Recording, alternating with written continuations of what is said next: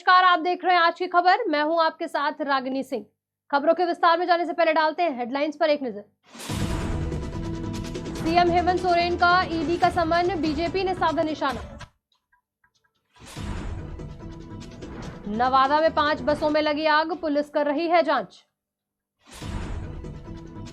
मुजफ्फरपुर में अवैध शराब के खिलाफ छापेमारी, पुलिस पर आरोपियों ने किया हमला।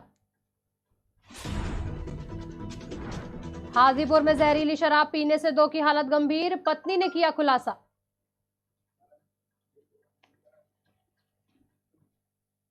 झारखंड के मुख्यमंत्री हेमंत सोरेन को ईडी के सम्मन से जुड़े सवाल पर विपक्ष की भारतीय जनता पार्टी ने कोई भी टिप्पणी करने से इनकार किया है, लेकिन कहा है कि प्रधानमंत्री नरेंद्र मोदी का ये न्यू इंडिया है जहां करप्शन पर कोई समझौता नहीं होता है। देखिए, मुख्यमंत्री महोदय का सम्मन हुआ है नहीं हुआ है इसकी पुख्ता जानकारी अभी मुझे नहीं है, जो संज्ञान में आया है आप ही लोगों के मार्फत से। तो पहले तो ये आश्वस्त हो लें कि खबर में कितना दम है।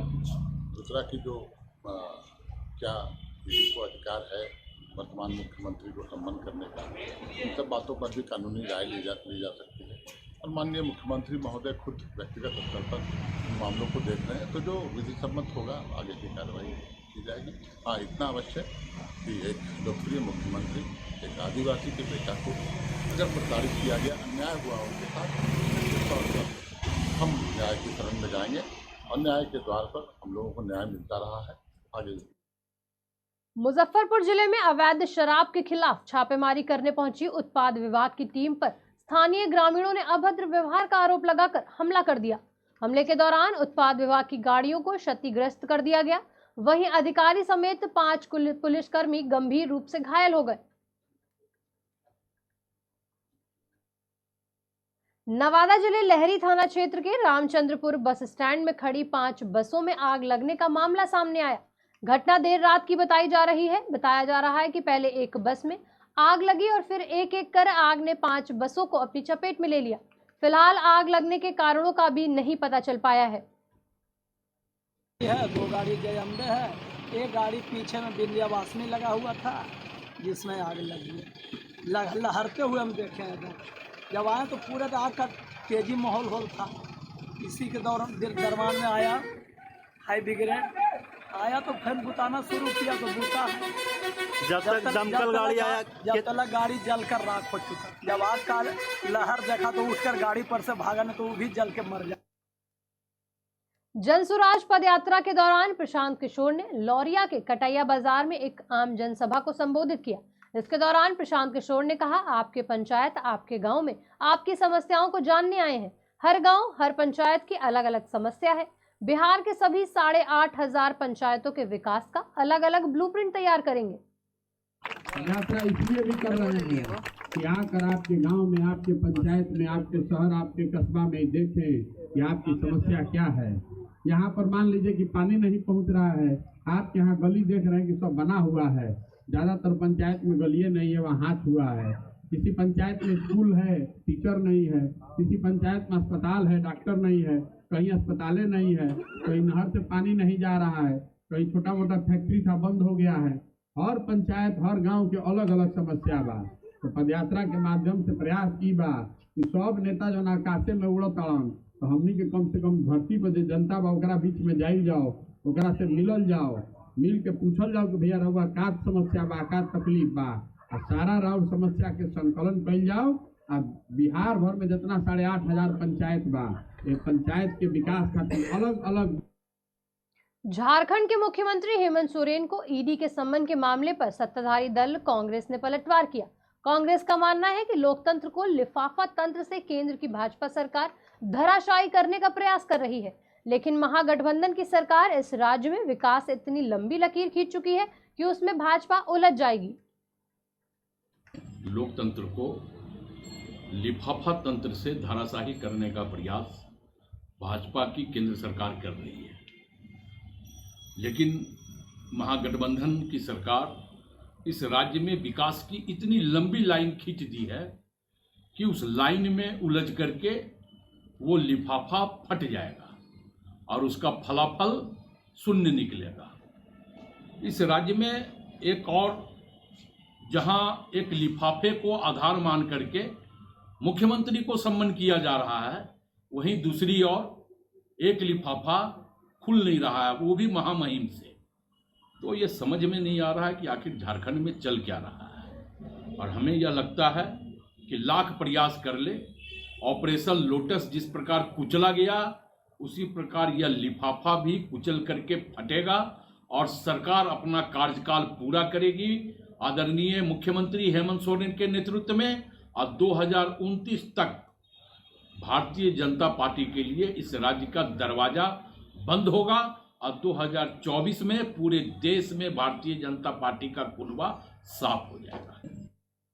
झारखंड कांग्रेस राज्य में भारत जोड़ो यात्रा की शुरुआत 3 नवंबर से करने जा रही है। साथ ही संगठन सशक्तिकरण की तैयारी कर ली गई है। इसको लेकर ऑनलाइन मीटिंग की गई, जिसमें पदयात्रा कैसे करना है, अब कब करना है और चार्ट तैयार हो गया है। सभी की सहमति मिल गई है। वो एक दिवसीय जो 10 से 15 किलोमीटर तक की कई लोगों ने यात्रा की बात की है, तो वो करना है। आदरणीय हमारे जो भारत जोड़ो यात्रा के संयोजक हैं सुबोधकांत सहाय जी, आदरणीय आलमगीर आलम साहब सीएलपी लीडर, और तमाम जो राज्य के मंत्री कार्यकारी अध्यक्षगण हैं, संयोजकगण हैं, सभी लोग इस यात्रा में शामिल होने का प्रयास करेंगे। खास करके जिनका जो प्रभार जिला है, कार्यकारी अध्यक्ष हो चाहे मंत्रीगण हो, उसमें वो जरूर उपस्थित रहें, ये कहा गया है। और आदरणीय प्रभारी अविनाश पांडे जी का स्पष्ट निर्देश है कि जो प्रखंड के साथ साथ मंडल कमेटी भी जल्द से जल्द पूर्ण कर ली जाए, उसका भी हम लोगों ने खाका तैयार कर लिया। और जब प्रखंड कमेटी बन रही है, उसके साथ ही मंडल कमेटी की भी तैयारी चल रही है। तो बहुत जल्द इन सारी चीज़ों को पूरा करके हम लोग जो एक विधानसभावार पद यात्रा करना चाहते हैं, उसकी भी शुरुआत परसों से ही कई विधानसभा क्षेत्रों में कही गई है कि हम शुरुआत। शराबबंदी वाले बिहार में शराब किस कदर लोगों की जान ले रही है, इसके एक के बाद एक मामले लगातार सामने आ रहे हैं। हाजीपुर में छठ पूजा में घर लौटकर आए 2 दोस्तों की जहरीली शराब पीने से हालत गंभीर बताई गई, जिन्हें पटना के सदर अस्पताल में रेफर कर दिया गया। बीमार की पत्नी ने मामले का खुलासा किया।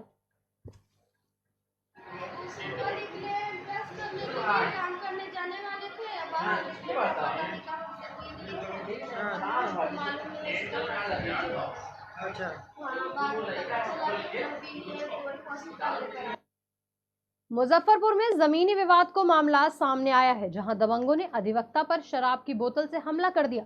खून से लथपथ अधिवक्ता की जिला अस्पताल में भर्ती कराया गया। घटना के बाद आरोपी मौके से फरार हो गए। पुलिस आरोपियों की तलाश में जुट गई है। हुआ क्या कि छठ महापर्व का समय है और मेरा पूरा परिवार जो बाहर में जॉब करता है, सो सब आया हुआ था, सब घर पे है। और जिससे हमारा ज़मीनी बात चल रहा है, वो अगला आदमी लगभग 10-15 आदमी मुंह हाथ बांध करके आया, और जब तक हम कुछ पूछते, जब तक कोई बात करते, तब तक हम पे हमला कर दिया।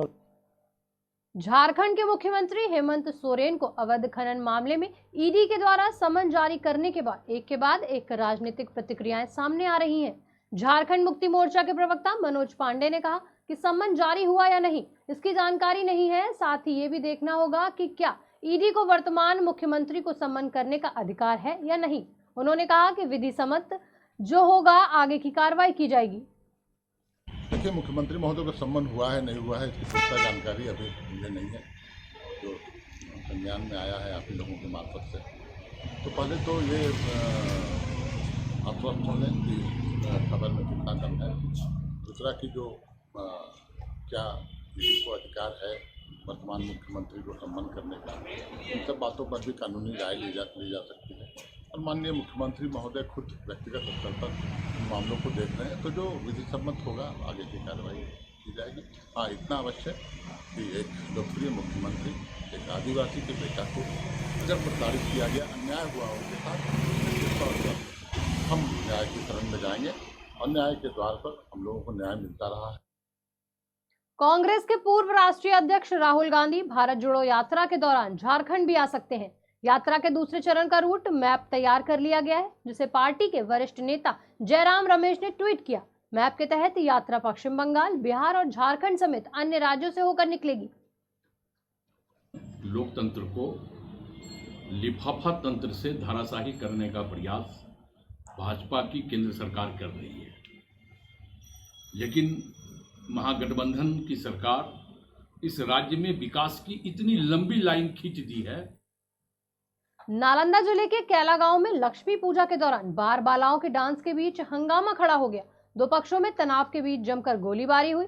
इस घटना में करीब 3 लोगों के गोली लगने से घायल हो गए हैं। घटना के बाद पुलिस आरोपियों की तलाश में जुट गई है।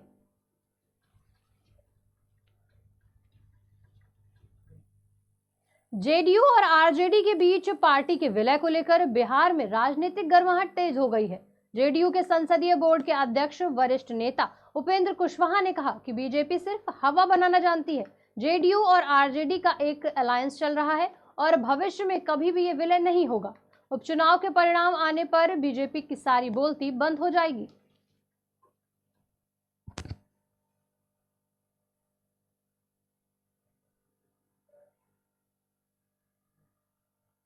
फिलहाल इस बुलेटिन में इतना ही। तमाम खबरों के लिए देखते रहिए आज की खबर।